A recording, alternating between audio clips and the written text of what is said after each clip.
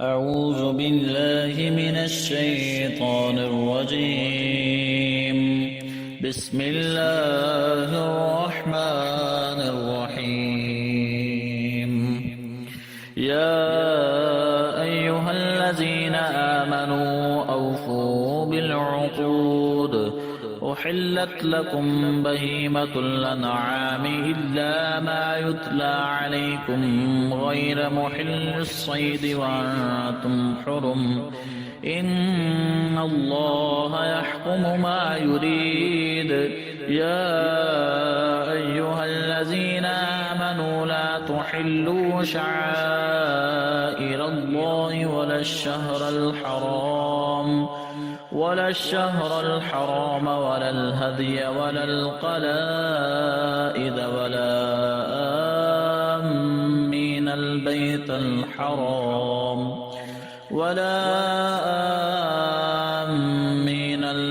الحرام يبتغون فضلا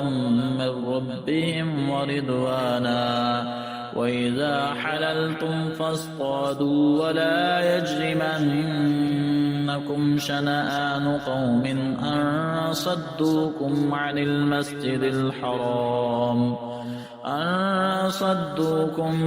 المسجد الحرام أن تعتدوا. وتعاونوا على البر والتقوى ولا تعاونوا على الإثم والعدوان واتقوا الله إن الله شديد العقاب. حرمت عليكم الميتة والدم ولحم الخنزير وما أهل لغير الله به والمنخنقة والموقوذة والمتردية والنطيحة وما أكل السبع إلا ما زكيتم وما ذبح على النصب وأن تستقسموا بالأزلام ذلكم فسق. اليوم يئس الذين كفروا من دينكم فلا تخشوهم واخشون. اليوم أكملت لكم دينكم وأتممت عليكم نعمتي ورضيت لكم الإسلام دينا. فمن اضطر في مخمصة غير متجانف لإثم فإن الله غفور رحيم. يسألونك ماذا أحل لهم قل أحل لكم الطيبات وما علمتم من الجوارح مكلبين تعلمونهن مما علمكم الله فكلوا مما أمسكن عليكم واذكروا اسم الله عليه واتقوا الله إن الله سريع الحساب. اليوم أحل لكم الطيبات وطعام الذين أوتوا الكتاب حل لكم وطعامكم حل لهم. والمحصنات من المؤمنات والمحصنات من الذين أوتوا الكتاب من قبلكم إذا آتيتموهن أجورهن محصنين غير مسافحين ولا متخذي أخدان. ومن يكفر بالإيمان فقد حبط عمله وهو في الآخرة من الخاسرين. يا أيها الذين آمنوا إذا قمتم إلى الصلاة فاغسلوا وجوهكم وأيديكم إلى المرافق وامسحوا برؤوسكم وأرجلكم إلى الكعبين وإن كنتم جنبا فاطهروا وإن كنتم مرضى أو على سفر أو جاء أحد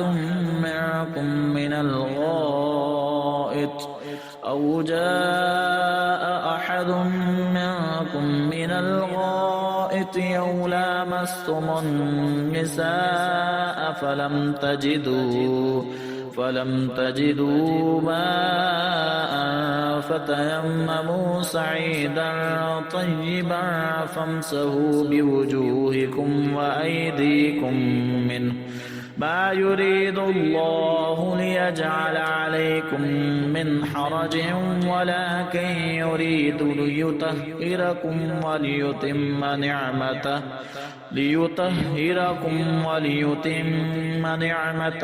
عليكم لعلكم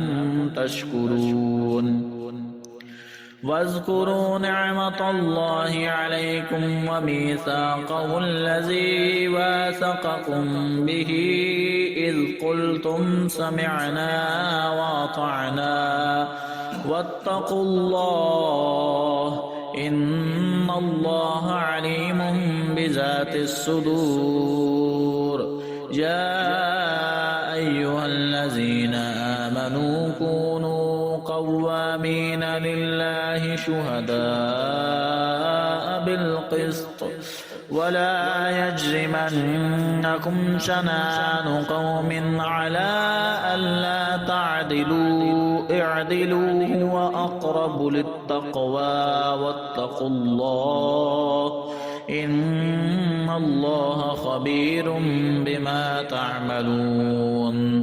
وعد الله الذين آمنوا وعملوا الصالحات لهم مغفرة وأجر عظيم والذين كفروا وكذبوا بآياتنا أولئك أصحاب الجحيم يا أيها الذين آمنوا اذكروا نعمة الله عليكم إذ هم قوم أن يبسطوا إليكم أيديهم فكف أيديهم عنكم واتقوا الله وعلى الله فليتوكل المؤمنون ولقد أخذ الله ميثاق بني إسرائيل وبعثنا منهم 12 نقيبا وقال الله إني معكم لئن أقمتم الصلاة وآتيتم الزكاة وآمنتم برسلي وعزرتموهم وأقرضتم الله قرضا حسنا لأكفرن عنكم سيئاتكم ولأدخلنكم جنات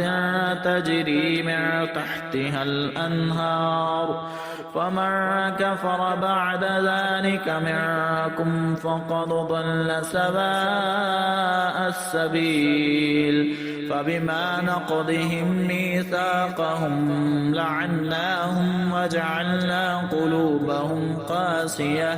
يحرفون الكلم عن مواضعه ونسوا حظا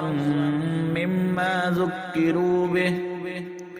ولا تزال تطلع على خائنة منهم إلا قليلا منهم فاعف عنهم واصفح إن الله يحب المحسنين ومن الذين قالوا إنا نصارى أخذنا ميثاقهم فنسوا حظا مما ذكروا به فأغرينا بينهم العداوة والبغضاء إلى يوم القيامة وسوف ينبئهم الله بما كانوا يصنعون يا أهل الكتاب قد جاءكم رسولنا يبين لكم كثيرا مما كنتم تخفون كثيرا مما تخفون من الكتاب ويعفو عن كثير. قد جاءكم من الله نور وكتاب مبين يهدي به الله من اتبع رضوانه سبل السلام ويخرجهم من الظلمات إلى النور بإذنه ويهديهم إلى صراط مستقيم. لقد كفر الذين قالوا إن الله هو المسيح ابن مريم. قل فمن يملك من الله شيئا إن أراد أن يهلك المسيح ابن مريم وأمه ومن في الأرض جميعا ولله ملك السماوات والأرض وما بينهما يخلق ما يشاء والله على كل شيء قدير. وقالت اليهود والنصارى نحن أبناء الله وأحباؤه.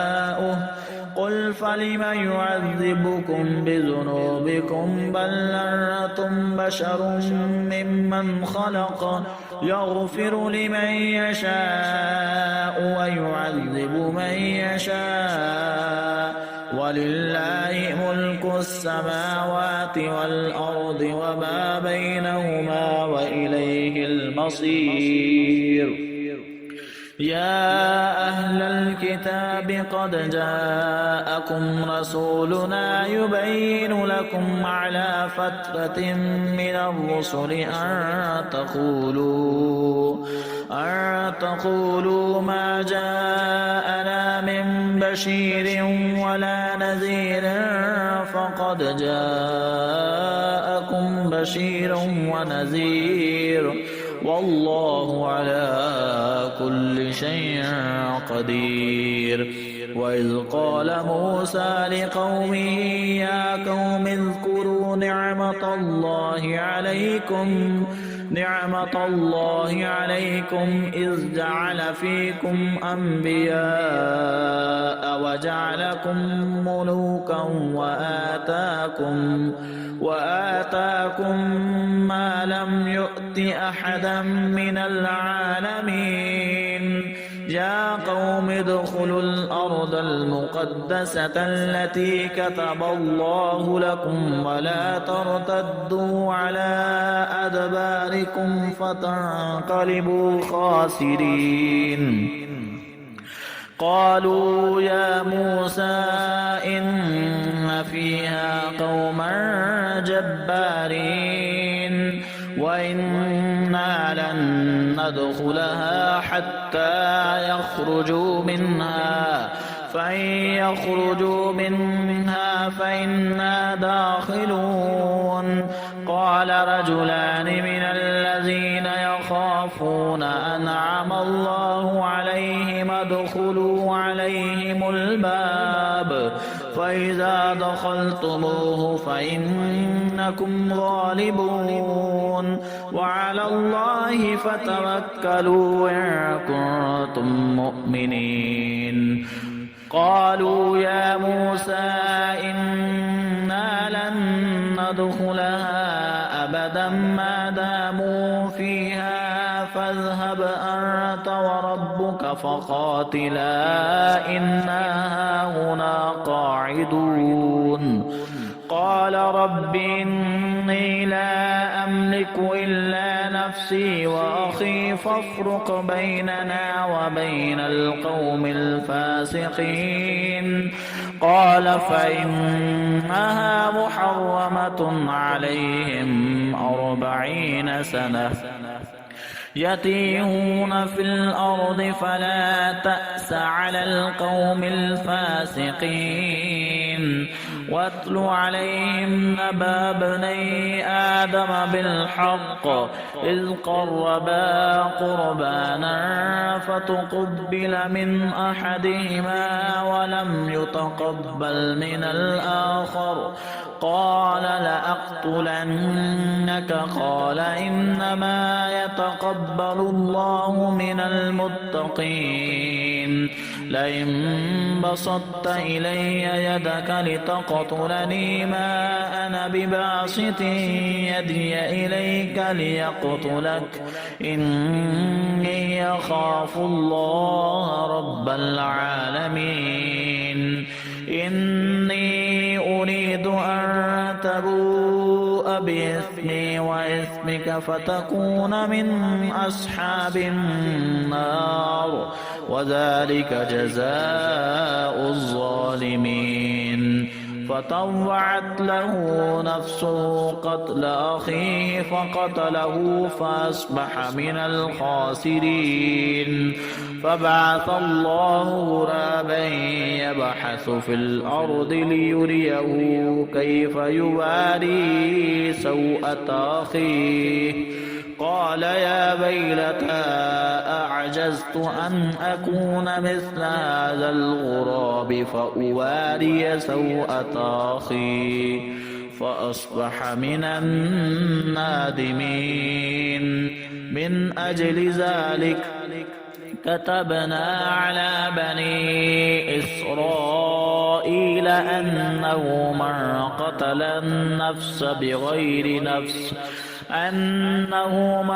قتل النفس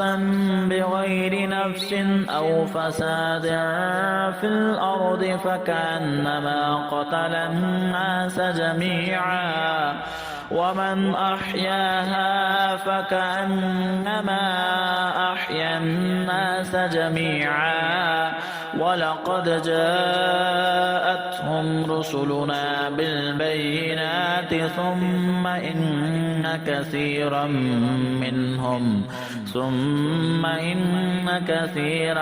منهم بعد ذلك في الأرض لمسرفون إنما جزاء الذين يحاربون الله ورسوله ويسعون في الأرض فسادا أن يقتلوا أو يصلبوا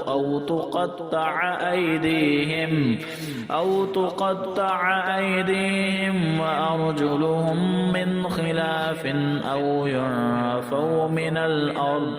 ذلك لهم خزي في الدنيا ولهم في الآخرة عذاب عظيم إلا الذين تابوا من قبل أن تقدروا عليهم فاعلموا أن الله غفور رحيم يا أيها الذين آمنوا اتقوا الله وابتغوا إليه الوسيلة وجاهدوا في سبيله لعلكم تفلحون إن الذين كفروا لو أن لهم ما في الأرض جميعا ومثله معه ليفتدوا به من عذاب يوم القيامة ما تقبل منهم ولهم عذاب أليم يريدون أن يخرجوا من النار وما هم بخارجين منها ولهم عذاب مقيم والسارق والسارقة فاقطعوا أيديهما جزاء بما كسبا نكالا من الله والله عزيز حكيم فمن تاب من بعد ظلمه وأصلح فإن الله يتوب عليه إن الله غفور رحيم ألم تعلم أن الله له ملك السماوات والأرض يعذب من يشاء ويغفر لمن يشاء والله على كل كل شيء قدير. يا أيها الرسول لا يحزنك الذين يسارعون في الكفر من الذين قالوا آمنا بأفواههم ولم تؤمن قلوبهم ومن الذين هادوا سماعون للكذب سماعون لقوم آخرين لم يأتوك يحرفون الكلم من بعد مواضعه يقولون إن أوتيتم هذا فخذوه وإن لم تؤتوه فاحذروا ومن يرد الله فتنته فلن تملك له من الله شيئا. أولئك الذين لم يرد الله أن يطهر قلوبهم لهم في الدنيا خزي ولهم في الآخرة عذاب عظيم. سماعون للكذب أكالون للسحت فإن جاءوك فاحكم بينهم أو أعرض عنهم وإن تعرض عنهم فلن يضروك شيئا وإن حكمت فاحكم بينهم بالقسط إن الله يحب المقسطين. وكيف يحكمونك وعندهم التوراة فيها حكم الله ثم يتولون من بعد ذلك وما أولئك بالمؤمنين. إنا أنزلنا التوراة فيها هدى ونور يحكم بها النبيون الذين أسلموا للذين هادوا والربانيون والأحبار بما استحفظوا من كتاب الله وكانوا عليه شهداء. فلا تخشوا الناس واخشوني ولا تشتروا بآياتي ثمنا قليلا ومن لم يحكم بما أنزل الله فأولئك هم الكافرون. وكتبنا عليهم فيها أن النفس بالنفس والعين بالعين والأنف بالأنف والأذن بالأذن والسن بالسن والجروح قصاص ومن تصدق به فهو كفارة له ومن لم يحكم بما أنزل الله فأولئك هم الظالمون. وقفينا على آثارهم بعيسى ابن مريم مصدقا لما بين يديه من التوراة وآتيناه الإنجيل فيه هدى ونور ومصدقا لما بين يديه من التوراة وهدى وموعظة للمتقين. وليحكم أهل الإنجيل بما أنزل الله فيه ومن لم يحكم بما أنزل الله فأولئك هم الفاسقون. وأنزلنا إليك الكتاب بالحق مصدقا لما بين يديه من الكتاب ومهيمنا عليه فاحكم بينهم بما أنزل الله ولا تتبع أهواءهم عما جاءك من الحق. لكل جعلنا منكم شرعة ومنهاجا ولو شاء الله لجعلكم أمة واحدة ولكن خيركم فيما آتاكم فاستبقوا الخيرات إلى الله مرجعكم جميعا فينبئكم بما كنتم فيه تختلفون ونحكم بينهم بما أنزل الله ولا تتبع أهواءهم واحذرهم أن يفتنوك عن بعد ما أنزل الله إليك فإن تولوا فاعلم أنما يريد الله أن يصيبهم ببعض ذنوبهم وإن كثيرا من الناس لفاسقون أفحكم الجاهلية يبغون ومن أحسن من الله حكما لقوم يوقنون يا أيها الذين آمنوا لا تتخذوا اليهود والنصارى أولياء بعضهم أولياء بعض ومن يتولهم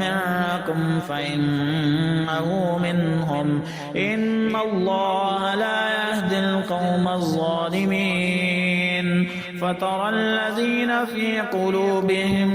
مرض يسارعون فيهم يقولون نخشى أن تصيبنا دائرة فعسى الله أن يأتي بالفتح أو أمر من عنده فيصبحوا على ما أصروا في أنفسهم نادمين ويقول الذين آمنوا أهؤلاء الذين أقسموا بالله جهد أيمانهم إنهم لمعكم حبطت أعمالهم فأصبحوا خاسرين يا أيها الذين آمنوا من يرتد منكم عن دينه فسوف يأتي الله بقوم يحبهم ويحبونه أذلة على المؤمنين أعزة على الكافرين يجاهدون في سبيل الله ولا يخافون لومة لائم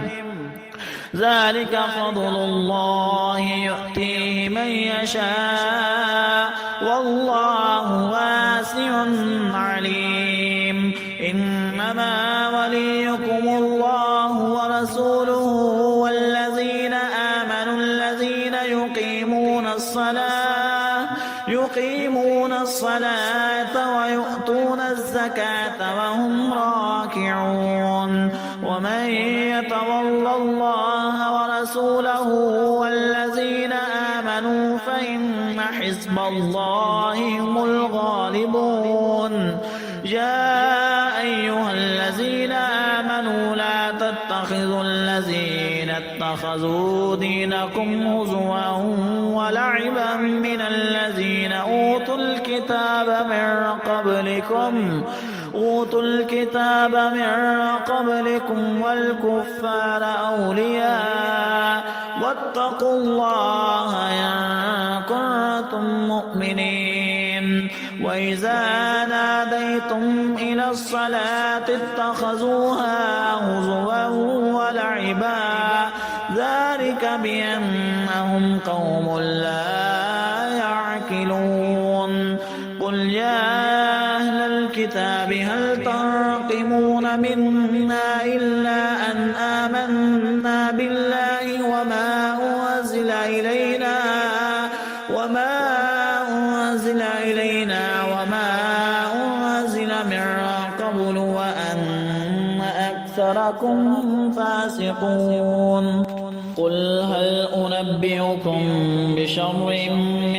ذلك مثوبة عند الله من لعنه الله وغضب عليه وجعل منهم القردة والخنازير وعبد الطاغوت أولئك شر مكانا وأضل عن سواء السبيل وإذا جاءوكم قالوا آمنا وقد دخلوا بالكفر وهم قد خرجوا به والله أعلم بما كانوا يكتمون وترى كثيرا منهم يسارعون في الإثم والعدوان وأكلهم السحت لبئس ما كانوا يعملون لولا ينهاهم الربانيون والأحبار عن قولهم الإثم وأكلهم السحت لبئس ما كانوا يصنعون وقالت اليهود يد الله مغلولة غلت أيديهم ولعنوا بما قالوا بل يداه مبسوطتان ينفق كيف يشاء وليزيدن كثيرا منهم ما أنزل إليك من ربك طغيانا وكفرا وألقينا بينهم العداوة والبغضاء إلى يوم القيامة كلما أوقدوا نارا للحرب يطفأها الله ويسعون في الأرض فسادا والله لا يحب المفسدين ولو أن أهل الكتاب آمنوا واتقوا لكفرنا عنهم سيئاتهم ولأدخلناهم جنات النعيم ولو أنهم أقاموا التوراة والإنجيل وما أنزل إليهم من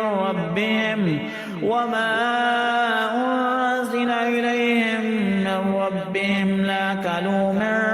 فوقهم ومن تحت أرجلهم منهم أمة مقتصدة وكثير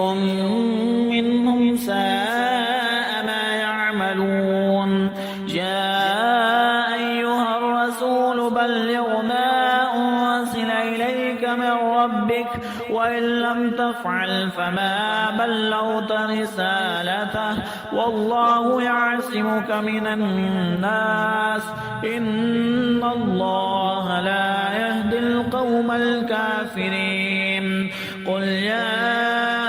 أهل الكتاب لستم على شيء حتى تقيموا التوراة والإنجيل وما أنزل إليكم من ربكم وليزيدن كثيرا منهم ما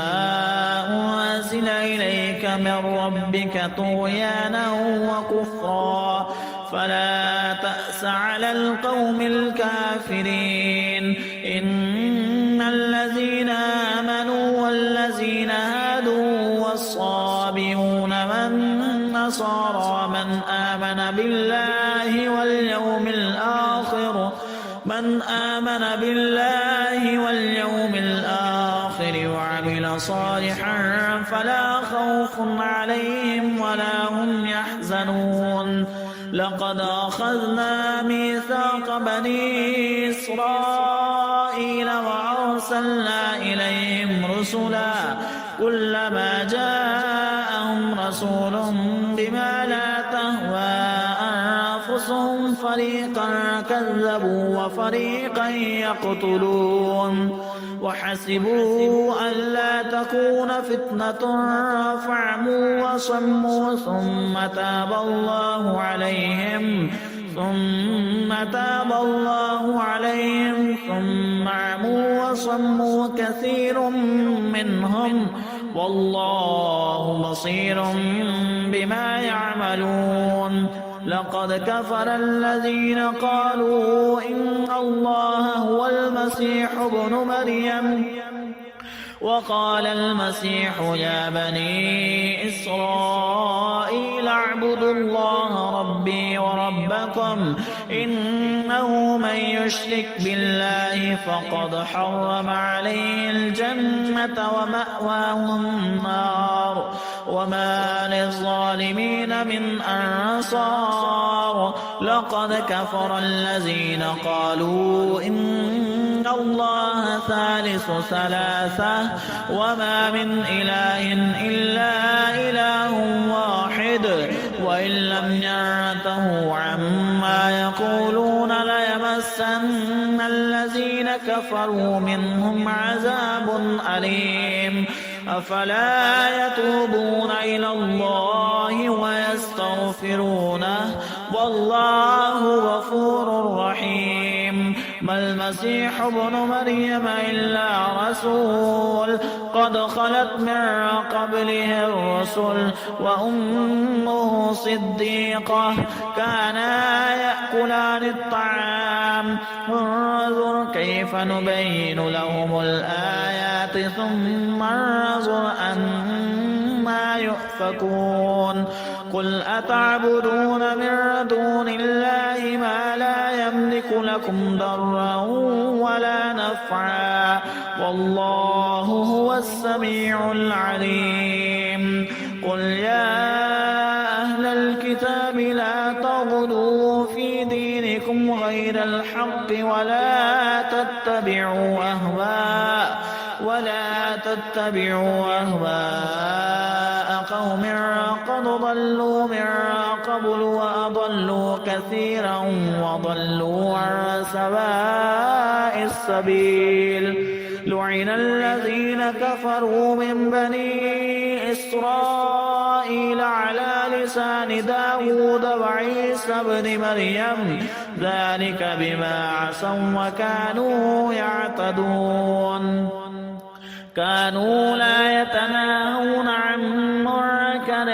فعلوه لبئس ما كانوا يفعلون. ترى كثيرا منهم يتولون الذين كفروا لبئس ما قدمت لهم أنفسهم أن سخط الله عليهم وفي العذاب هم خالدون. ولو كانوا يؤمنون بالله والنبي وما أنزل إليه ما اتخذوهم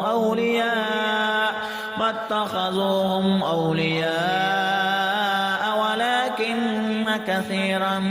منهم فاسقون. لتجدن أشد الناس عداوة للذين آمنوا اليهود والذين أشركوا ولتجدن أقربهم مودة للذين آمنوا الذين قالوا إنا نصارى ذلك بأن منهم قسيسين ورهبانا وأنهم لا يستكبرون. وإذا سمعوا ما أنزل إلى الرسول ترى أعينهم تفيض من الدمع مما عرفوا من الحق يقولون ربنا آمنا فاكتبنا مع الشاهدين. وما لنا لا نؤمن بالله وما جاءنا من الحق ونطمع أن يدخلنا ربنا مع القوم الصالحين فأثابهم الله بما قالوا جنات تجري من تحتها الأنهار خالدين فيها وذلك جزاء المحسنين. والذين كفروا وكذبوا بآياتنا أولئك أصحاب الجحيم. يا أيها الذين آمنوا لا تحرموا طيبات ما أحل الله لكم ولا تعتدوا إن الله لا يحب المعتدين. وكلوا مما رزقكم الله حلالا طيبا واتقوا الله الذي أنتم به مؤمنون. لا يؤاخذكم الله باللغو في أيمانكم ولكن يؤاخذكم بما عقدتم الأيمان، فكفارته إطعام 10 مساكين من أوسط ما تطعمون أهليكم أو كسوتهم أو تحرير رقبة، فمن لم يجد فصيام 3 أيام، ذلك كفارة أيمانكم إذا حلفتم، واحفظوا أيمانكم، كذلك يبين الله لكم آياته لعلكم تشكرون. يا أيها الذين آمنوا إنما الخمر والميسر والأنصاب والأزلام رجس من عمل الشيطان فاجتنبوه لعلكم تفلحون. إنما يريد الشيطان أن يوقع بينكم العداوة والبغضاء في الخمر والميسر ويصدكم عن ذكر الله وعن الصلاة، فهل أنتم منتهون؟ وأطيعوا الله وأطيعوا الرسول واحذروا، فإن توليتم فاعلموا أنما على رسولنا البلاغ المبين. ليس على الذين آمنوا وعملوا الصالحات جناح فيما طعموا إذا ما اتقوا وآمنوا وعملوا الصالحات ثم اتقوا وأحسنوا، والله يحب المحسنين. يا أيها الذين آمنوا ليبلونكم الله بشيء من الصيد تناله أيديكم ورماحكم ليعلم الله من يخافه بالغيب، فمن اعتدى بعد ذلك فله عذاب أليم. يا أيها الذين آمنوا لا تقتلوا الصيد وأنتم حرم، ومن قتله منكم متعمدا فجزاء مثل ما قتل من النعم يحكم به ذوى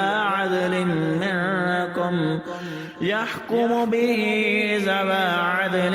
منكم هديا بالغ الكعبة أو كفارة طعام مساكين أو عدل ذلك صياما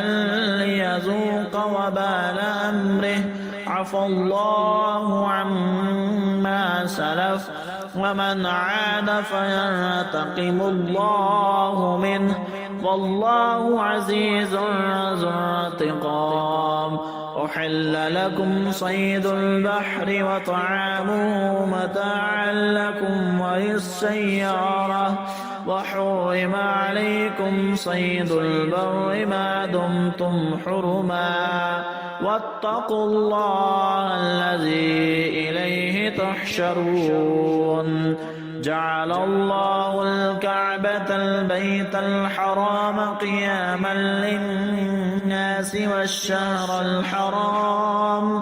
والشهر الحرام والهدي والقلائد،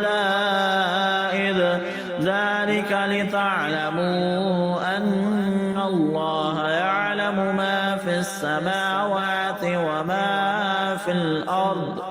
وما في الأرض وأن الله بكل شيء عليم. اعلموا أن الله شديد العقاب وأن الله غفور رحيم. ما على الرسول إلا البلاغ، والله يعلم ما تبدون وما تكتمون.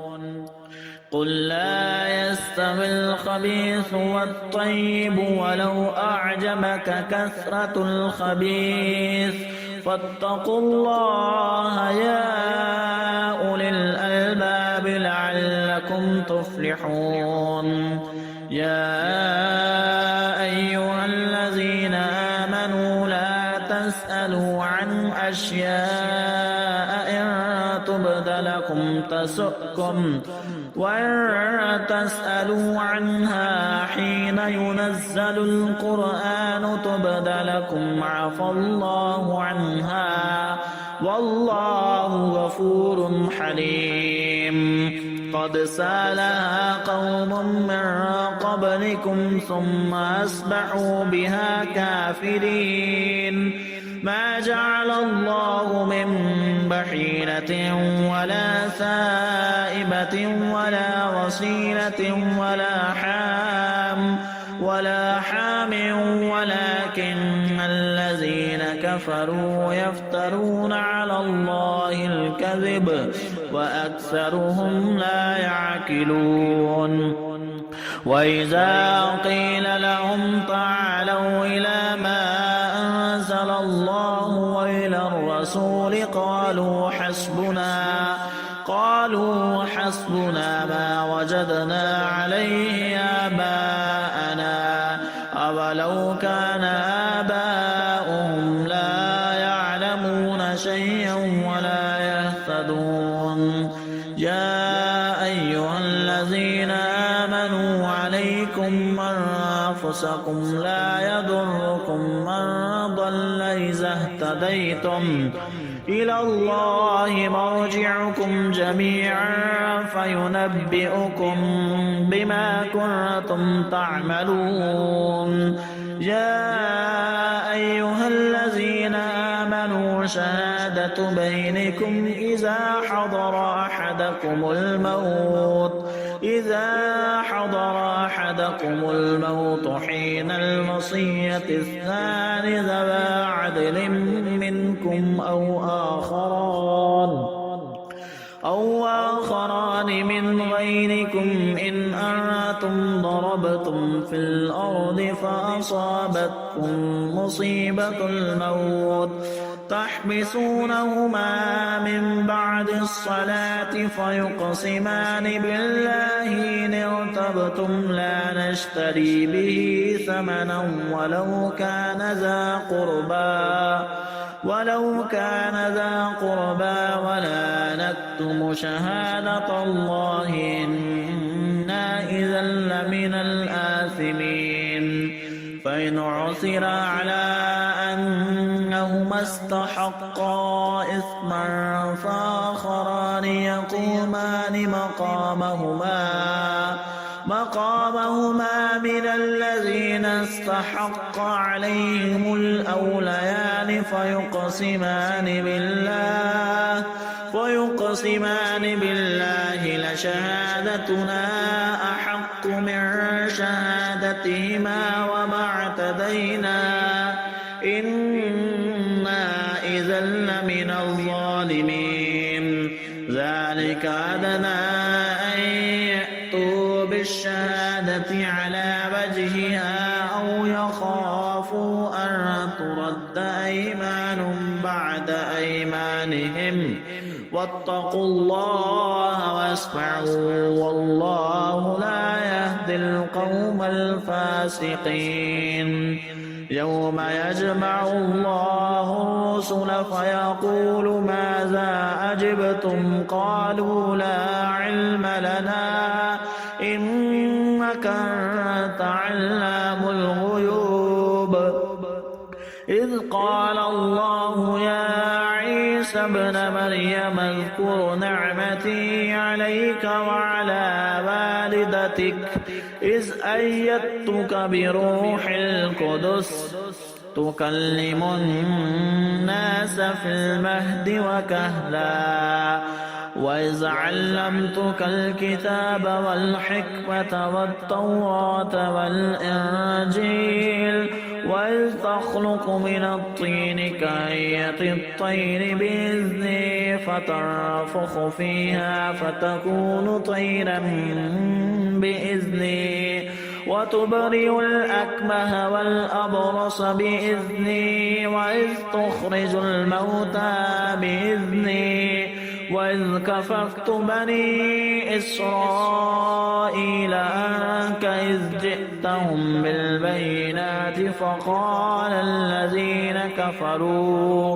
فقال الذين كفروا منهم إن هذا إلا سحر مبين وإذ أوحيت إلى الحواريين أن آمنوا بي وبرسولي قالوا آمنا واشهد بأننا مسلمون إذ قال الحواريون يا عيسى ابن مريم هل يستطيع ربك أن ينزل علينا مائدة من السماء قال اتقوا الله إن كنتم مؤمنين قالوا نريد أن نأكل منها وتطمئن قلوبنا ونعلم أن قد صدقتنا ونكون عليها من الشاهدين قال عيسى ابن مريم اللهم ربنا أنزل علينا مائدة من السماء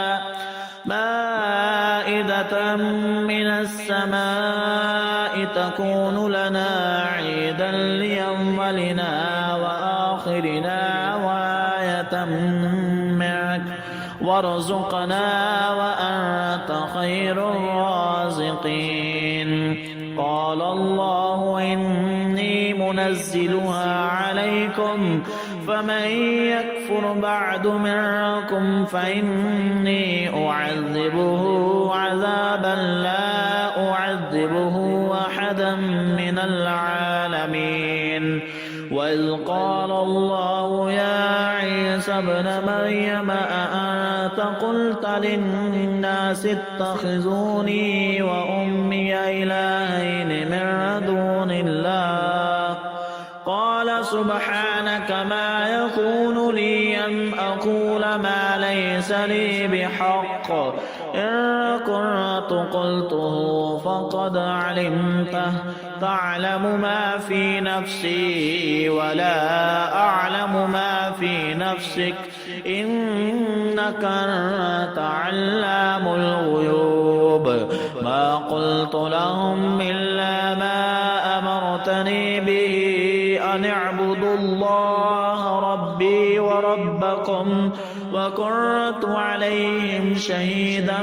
ما دمت فيهم فلما توفيتني كنت أنت الرقيب عليهم وأنت على كل شيء شهيد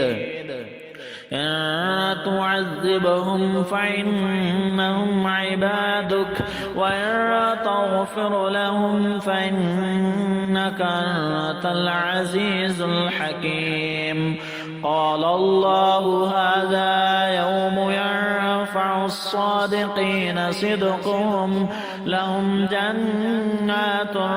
تجري من